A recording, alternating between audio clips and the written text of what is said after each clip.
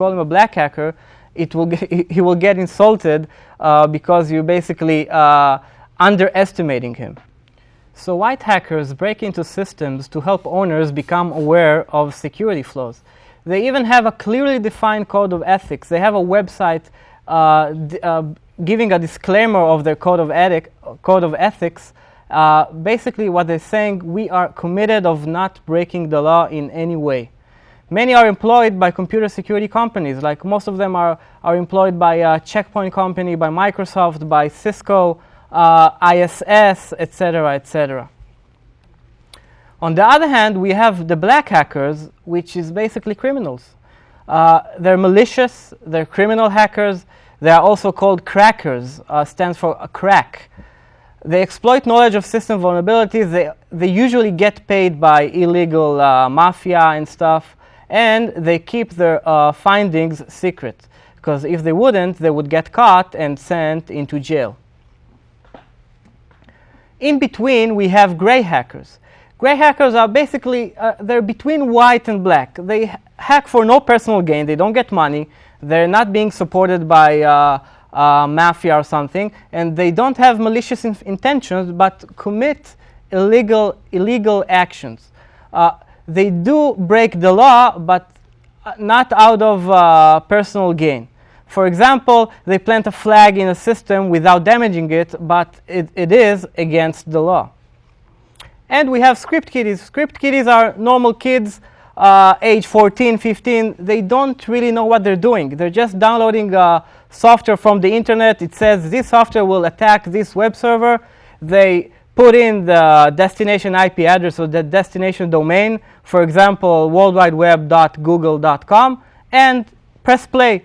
And by that, they're attacking. They do a denial of service attack. They do try to do a defacement attack, and they do it without even knowing what there are of how they work. A type of hacking. Now we'll try to describe motives of hacking. One type is called political hacking, which basically is a motivation comes from political reasons. It's about industrial espionage, the military espionage, and information warfare. Usually, the people supporting the political hackers are actually the governments of the countries. They do it not formally, informally, but they will use the information as an intel information to plan an attack or plan a boycott or something like that. Resources are almost unlimited, because we're talking about a threat in the size of a government, which basically have an infinite amount of fundings. Risk depends on the country. Like if it's America against Russia, that's a very, very big fundings, so it depends on the country. And examples, we have US-Russia during the Cold War in the 1970s, US-China, and Israel-Hezbollah. Another type of hacking is called commercial hacking. The motivation behind commercial hacking is business intelligence, to gain business advantage. Let's say I found out as a cell phone company that my competitor next week is offering a new deal, a new minute deal to talk over the cell phone. So I will try to do a press conference before him and give an even better deal, making his press conference pretty much pathetic. Or cost direct or indirect losses. I want my competitor to lose money, so I will steal some information and use his technology, making his technology be less worthy. Resources limited by potential gain. It's limited by the strength, the financial strength, or strategic strength of the company I'm being hired from. Risk, legal prosecution. Basically, the risk is that it's illegal, and the commercial company is doing an illegal thing, and the guy might get caught, or the company might get caught as a result, and be sentenced to a big fine or even jail. An example, reverse engineering or service disruption. Reverse engineering basically means the type of operating system or program that I reverse engineer the code and I have the code, and as a competitive or as a competitor of a software company, I use the code in my product, and that's an example of reverse engineering. Another type of hacking is called social hacking. The motivation behind social hacking is political or social agenda. Let's say pro-abortion party that I want to hack into the party that's against abortion and basically destroy their databases or make them some damage. We have social hacktivism, and we have ideology hacking. Let's say there's the Coca-Cola company is doing a commercial with almost naked girls, and I, as a religious person, is against it, so I would want to hack into Coca-Cola website and basically bring them down. Resources, institutional group may have an abundant resources, and independent groups may have a public support, so it's not really about money, it's about support. Risk, almost no risk. It's not quite true. It's almost no risk. Basically, nothing can happen, but if I hack into the Coca-Cola company, I can make them some money or monetary damage. Example, CDC, Microsoft, or Russian hacker Adobe. Basically, there was a clan of a dead cow organization, which is a hacker organization, which was against the monopolism of Microsoft. At least that's what they claim. So they stole a piece of code out of Microsoft and published it to the wide public, basically saying Microsoft should be like Linux. A Russian hacker hacked into Adobe website and stole some source code of the Adobe Acrobat Reader and published it. Another type of hacking is financial hacking. Financial hacking, the motivation behind it is monetary gains or theft of resources. When I do financial hacking, I would basically want to earn some money illegally. Resources is varies from single individual. They have little resources, but they have the skills. They have the motivation because they want in their bank account to have more money, or let's say erase the bad credit record. Or we even have organized crime, like the example we gave before, that I want to steal a large amount of money, and we have an abundant financial resources for this type of hacking. The risk is it's targeting individual and organization, and it's considered to be low, considering. Example, we have phone, TV, website, credit card numbers that I hack and I basically steal those numbers. Individual hacking. Individual hacking, the motivation behind it is disgruntled employees, intellectual challenge, curiosity, or just vandal. I just like to cause damage. The motivation behind individual hacking, let's say I get fired from my job, so I want just for spite to create some damage to the company I used to work for. So I have my own agenda. It's not that like I'm alone here, and I want to create damage to the company I worked for because they fired me. Resources, scarce resources, because basically, like we said, I'm alone here, so I have only the resources that I can maintain for myself. And a large community, I can use my friends to do it and hack into the website or the database server. Risk, almost no risk when crossing jurisdiction boundaries. Okay. We also have hacker information resources. As we said before, hackers are like a tight family. They share knowledge. They have a very big knowledge sharing websites, bulletins, news groups. They have organization, like we said before, of the CDC, Cult of Dead Cow. They have websites list of all kinds of vulnerabilities that they discovered in operating systems and applications. They also have CERT, which is the Computer Response Emergency Team news group, but CERT is actually a legitimate response emergency team, which is from the NSA, but they use their information in the wrong way, because CERT basically publishes that they say new vulnerability was discovered, you need to install this and this patch, and the hackers uses this information to do the wrong things. They have also conferences. DEF CON is a conference of hackers that happens in Las Vegas once a year in the Las Vegas Convention Center. All the hackers meet, drink some beer, trade some secrets, and basically it's called symbiosa or symbiotic, or basically giving information to all their friends. We also have HOPE or SummerCon or TourCom, which is also conferences they have in various cities in Europe and in America. So another type of hacker information resources is their magazines. We have the 2600 magazine and the FRAC magazines, which is a hacker-oriented magazine that they elaborate their techniques of hacking. Okay, so to summarize our lecture, we started by defining what security is, which is in essence preventing bad things from happening while permitting good things to happen. We continued with learning about threats and attacks. We gave a few examples of types of threats and types of attacks. We also saw, we presented some real attacks, which was the Code Red worm, the Melissa worm, the Norris worm, all of which are types of attacks that showed us the techniques the hacker uses to compromise systems.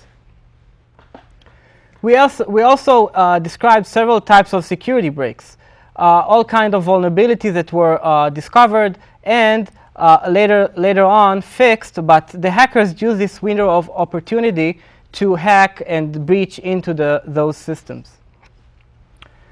We also classified hackers into 4 categories, which is, to summarize, is the white hat hackers, the black hat hackers, the gray hat hackers, and the script kiddies.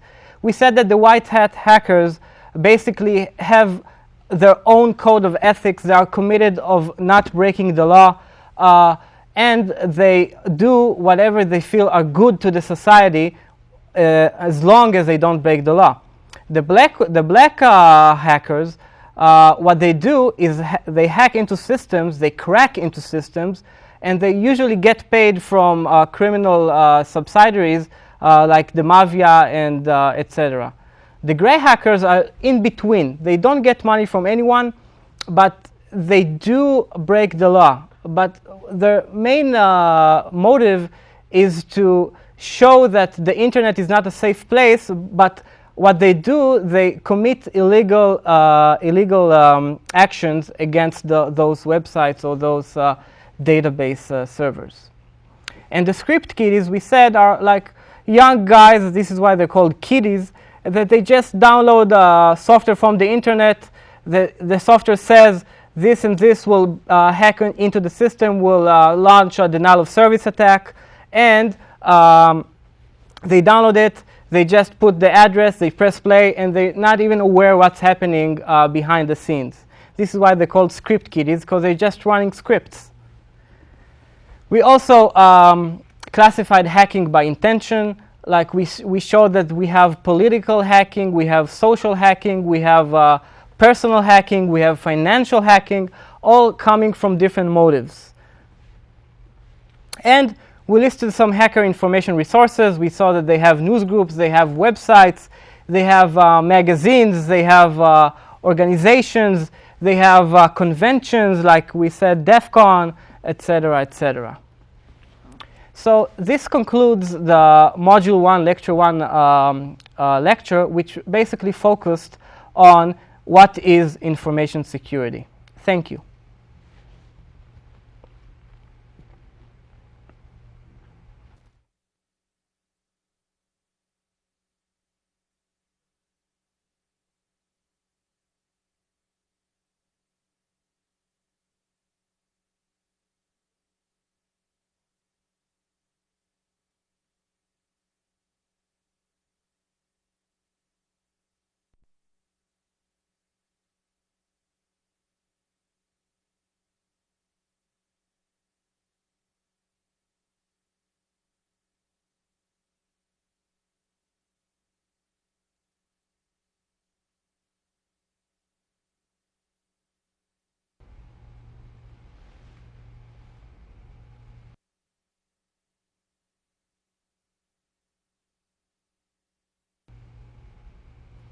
Hi, my name is Moti from Aladdin. I'm a senior security consultant. This lecture will talk about Introduction to Content Security. This is Module 1, Lecture 2. The lecture outline will comprise of what is content security, trends and incidents, basic approaches of content security, which is prevent, block, and neutralize, and overview of the course. Okay, so it's all about content. Content is a synonym for data. The content of a document refers to what it says to the user through natural language, images, sounds, movies, or animations. Computers are used to store and process data, content.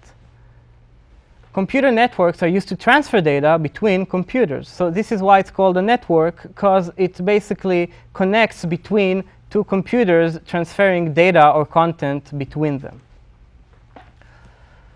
People uses the internet to search for content while they're doing web browsing, or deliver content to others, such as email, instant messaging, file sharing, news groups, and forums, and etc. Companies, organizations, and governments use the internet to publish their content, because the whole concept of the internet is to share content among parties. So if the government publishes their accepted use of, I don't know, of gasoline or something, they publish it on the web for people to read that content and use it. Content can be helpful or harmful, innocent or malicious. Some content control is required, because in the internet I can see a recipe for tomato soup, or I can see pornographic images. So some of it is good and some of it is bad, depends to who. Let's see some types of content. We have scientific content, which is basically research doing over the internet, and professors publish their research on the net. We have commercial content, such as advertisement to drinks, food, washing machines, etc. We also have educational content, which is all the encyclopedias, the online encyclopedias, and also research done in the educational field. We also have news. We can surf online news such as CNN.com, which I can see the recent news happening in the world. We have personal content, such as blogs, such as email, such as personal web server of any user on the internet saying what his beliefs, what his hobbies, and etc. We also have insulting and harmful, for example, sexual abuse or racism or profound pictures. And the mission of the Internet Content Rating Association, which is an association of the internet, is to protect children and also to rate websites from potentially harmful material. So content security basically means that I'm securing the content. By securing the content, let's take, for example, an email, I'm making sure that it's not exposed to viruses or spam or phishing or hoaxes, as we described in the previous lectures, which a virus is basically a bad thing happening to your computer, a bad program that you're running that erases files from your computer, or we said it can even erase your master boot record from your computer, making your operating system unbootable. A spam is what when an advertisement company sends an email that they want you to buy the products, but you didn't ask for this email, so this is why it's called spam. A phishing is basically some kind of a con website that impersonating to be a legitimate website. And the hoax in email is an email that someone sends you telling you there's a new threat on the internet society, a new virus is approaching, but it's not really a legitimate news, because it's basically hoaxing you, hoping that you would transfer this email to all of your friends, thus creating a denial of service attack on the internet network. So we also use content security to secure content of web browsing. Let's say I surf the internet. I want to make sure that I'm surfing legitimate traffic and I'm seeing the legitimate information, and I'm not exposed to Trojan horses, to malicious scripts running on my web browser, to spyware, which basically spies of my web behavioral and transfer it to third parties for them to transfer me the right advertisements to their point of view. Also adware and exploits. For example, Internet Explorer has an exploit that a person surfing the web, the remote attacker or the remote website, can take control of his internet browser and run a malicious script or malicious code on the client's computer. We also have file sharing content security, which file sharing basically means all the file sharing applications such as Kazaa or Emule or BitTorrent. And for example, the MyDoom worm was propagating using a file sharing network as Kazaa. The worm was sent using the file sharing application such as Kazaa as an ICQ 2004. And a person who thought was downloading the ICQ 2004 basically downloaded a Trojan horse to his computer, thus launching the MyDoom worm. And etc. We have different kinds of content security of different kinds of application, such as news groups or blogs, etc., etc. So let's look at some trends and incidents that happens in the content security field. It's starting from pranks and teenagers proving their capabilities to professional criminals. So let's say I want to get accepted to a hacker clan or hacker association. So I will try to hack into a website proving that I have a legitimate use of a hacking technique, and I'm getting accepted to that association. So I will try to do some phishing and spyware attacks, or even email-based attacks to web-based attacks. Now let's look at the trends that started in the internet history. It started in 1985 where the first virus came along. Later on we had the Trojan horse. Later on we had the worm, which we talked before about, the Morris worm or the MyDoom worm. Later we had Internet Trojan, which varies from the regular Trojan. Regular Trojan runs on your computer, but basically you get it through a floppy disk or disk on key, and etc. But Internet Trojan, you get it while you surf the web. Another type of attack that happens later was a spam attack, which was basically sending you an email that you didn't apply for. And another kind of attack or threats is a phishing threat that basically changes a legitimate website through a spoofed website made to steal your user credentials or password or credit card number, etc. Now the latest attack in the internet field is the spyware attack, which a website basically tries to steal information from your computer and send it to a third party to basically follow your surfing trends and giving you the right advertisements of your needs. Spyware is more than just a nuisance.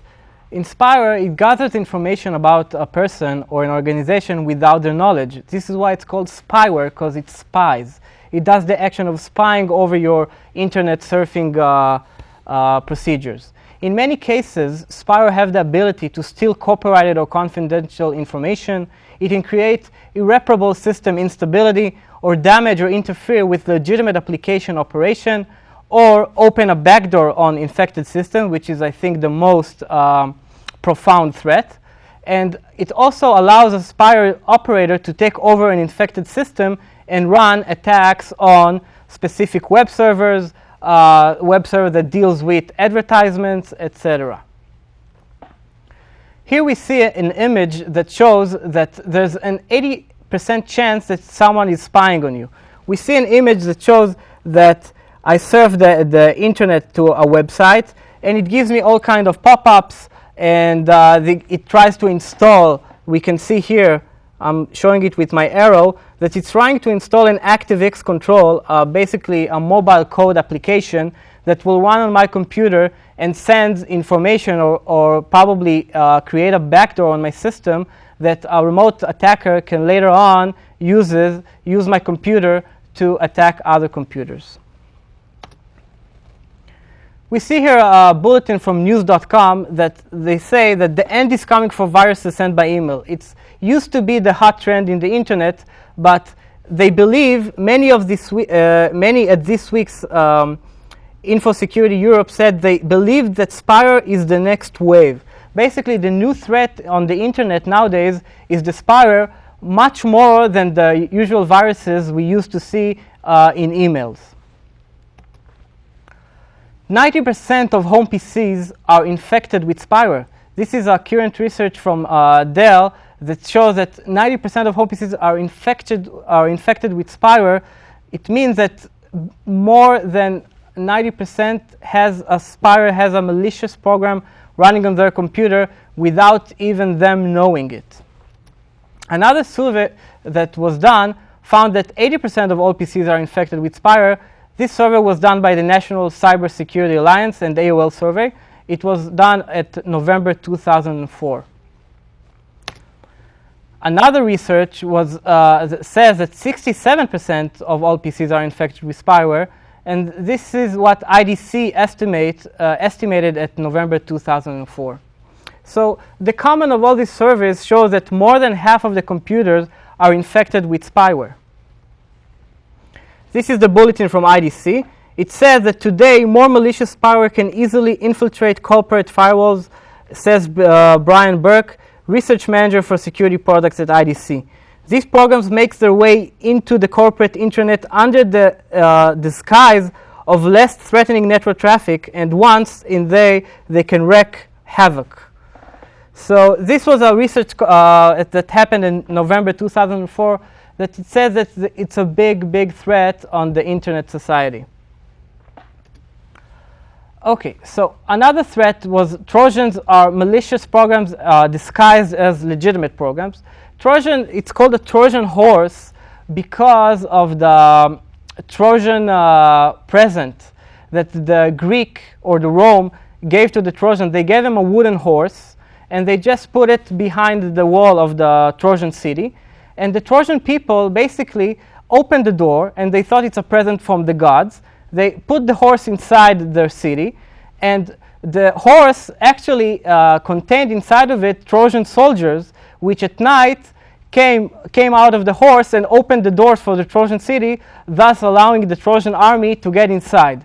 So this is why it's called a Trojan horse, because the person running the program doesn't really think that it's a dangerous program. He thinks it's a present. He thinks it's a nice thing. He thinks it's a nice commercial or a nice software that can do this and this. But when he runs the program, bad things happen to his computer. Here we can see in this following slide, we can see that starting from January 2004 to June 2005, 500 new viruses, 140 of which were variants of remote control Trojans, which is called RCT. So we see that like almost 30% of the viruses discovered between January 2004 to June 2005 was in fact Trojan horses programs, malicious programs that used to take remote control of your computer. 2006 is expected to be the year of the phishing. What is phishing? Phishing are basically a website that are supposed to look as if it's a legitimate website, but actually it's a decoy website. A person surfing the web to a website of, let's say, his bank would actually see the website of a remote attacker. It will look the same because the address bar on his browser will show that he's actually surfing to bankofamerica.com. But actually, it's an impersonating website that is used to steal your credentials, your username and password, your credit card number, etc., etc. New JS Phoebs variant, when we look at the trends and incidents of this variant, we see that when this variant is executed, it usually displays a fake loading screen that looks like many popular search engines. But it is followed by a false error message stating that there was no available connection. The script do this to mask their own activities. What happens basically under the hood, is sometimes it includes disabling the system antivirus and other security-related products, as well as executing other malicious codes. Usually it arrives by email, but it could also exist on websites that infect visitors upon access. Basically, the website has malicious code inside of it, also known as cross-site scripting or SQL injection, that when a person surfs the web, a variant of a script, of a malicious script, runs on his computer without him knowing it. Now let's look at some basic security approaches. Basic security approaches basically means what we do to prevent those threats. So the first thing we do, we need to prevent infection. What we do in this, we will try to filter out the bad things from getting into the system. How can we do it? We can do it while using a firewall or using an antivirus.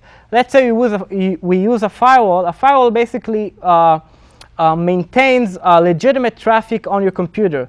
It gives you the ability to surf the internet, but not surf FTP servers.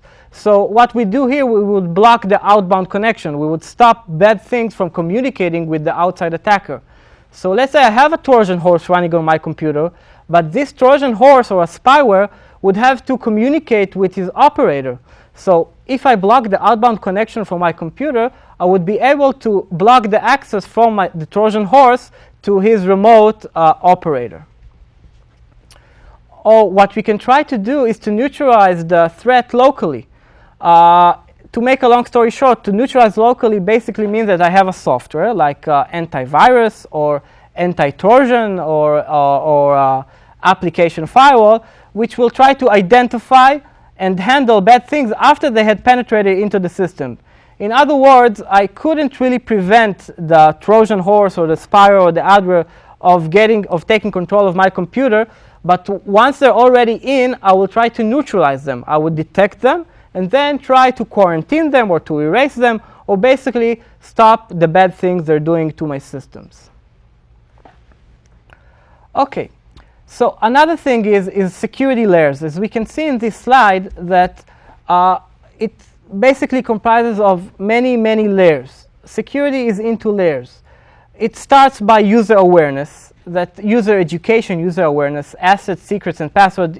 A user needs to be taught that his password needs to be kept secret. It needs to not be labeled on his screen with a sticky note or in his drawer. Another thing is physical protection. Computer, disk, card, system, locks, etc. Like, let's say I have a computer, I need to make sure that when I leave work, the computer console needs to be locked, both on the software aspect and also in the hardware aspect. If I leave the room, I need to lock the door. I also need to lock the screen to do the computer lockdown. Another basic security layer is an access control. Basically, an access control means that the system, the content needs to be on a need-to-know basis.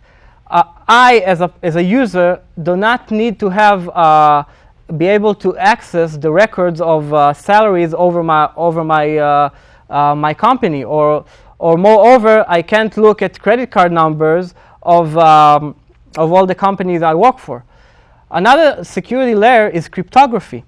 Cryptography basically deals with encryption, authentication, and signatures. We'll detail this security layer in much details in the later lectures. Another security layer is backup. Let's say an attacker do a web defacement attack to my website. It changes the homepage of the website. I need to be able to restore the original web page. While doing it, I need to use a backup. I need to back up the system while it was in a good state, for if an attacker attacks me, I'll be able to restore the information. Another thing is redundancy.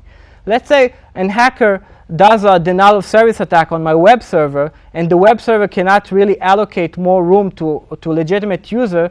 I would like to have a redundant server who would be able to serve the other users surfing that website. Another security technique as a security layer would be deception. there's a kind of concept in security called a honeypot. A honeypot is like basically a honeypot attracting the bees to drink the honey, but a honeypot in the internet point of view is basically attracting the hackers to hack into your system, but you're giving them a fake server, and while you see the hackers approaching that server or trying to hack that server, you're able to locate them and to block their IP addresses in order for them to hack your system, so they're blocked now. Another type of security layer is proactive security, which is basically proactively preventing users to access your system or to access legitimate or sensitive information in your company while proactively defending from the attack. Let's see another basic security approaches, which deals with security principles. In this slide, we can see that what we said before on a need-to-know basis. It's basically we need to give the least privilege to user. An action should be performed by the lowest ranking entity that can perform it. This deals with permission that a user gets to the system. Another security principle is trusted components, which is basically the identification of components and the level of trust in them. A good advice in security is a simple design, because the more the design is simple, the less likely you'll be able to confuse while you're doing the security measures. Another thing in security principle is paranoia. If your system data is worth something, then sooner or later someone will break into it. So basically, no one can say my system is secure.